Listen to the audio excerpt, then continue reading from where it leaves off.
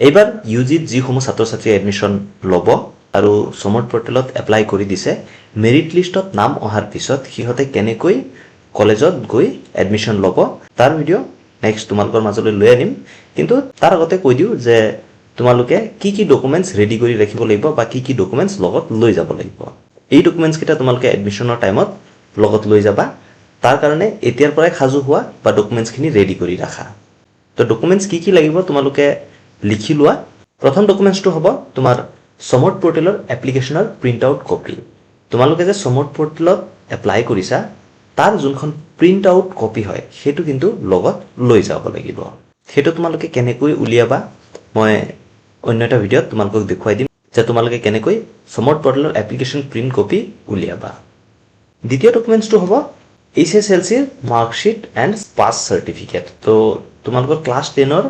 marksheet আৰু চাৰ্টিফিকেটৰ copy লগত লৈ যাব লাগিব অৰ্থাৎ তোমালোকে HSLCৰ মাৰ্কশ্বিট আৰু চাৰ্টিফিকেটখন জেৰক্স কৰি ল'বা তাৰ লগতে কিন্তু তোমালোকে অৰিজিনেল কেইখনো লগত লৈ যাব লাগিব কাৰণ কলেজত তোমালোকৰ সেই অৰিজিনেল ডকুমেণ্টছখিনিও চাব তৃতীয়তে আহিছে 12ৰ অৰ্থাৎ হায়াৰ ছেকেণ্ডেৰীৰ মাৰ্কশ্বিট আৰু চাৰ্টিফিকেট কপি তোমালোকে হায়াৰ ছেকেণ্ডেৰীৰ মাৰ্কশ্বিট আৰু যি চাৰ্টিফিকেট তোমালোকে পাইছা সেইটো জেৰক্স কৰি লগত লৈ যাবা আৰু লগতে তোমালোকৰ অৰিজিনেল মাৰ্কশ্বিট আৰু চাৰ্টিফিকেটখনো লগত লৈ যাবা আৰু ইয়াতে কৈ দিওঁ তোমালোকৰ যি ৰেজিষ্ট্ৰেশ্যন কাৰ্ড হয় আৰু এডমিট হয় সেইকেইখনো কিন্তু লগত লৈ যাবা কিন্তু মুখ্য যি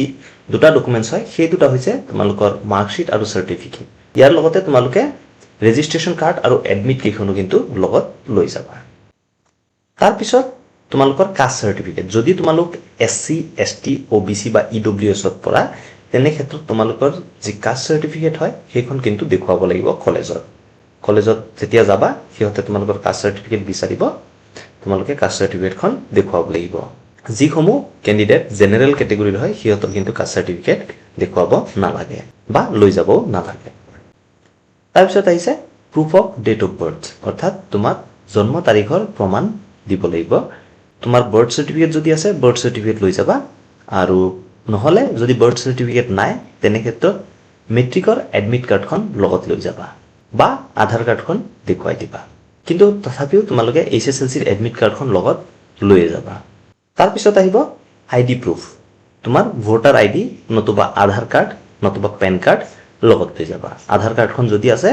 আধাৰ কাৰ্ডখন লগত লৈ যাবা আৰু যিসমূহৰ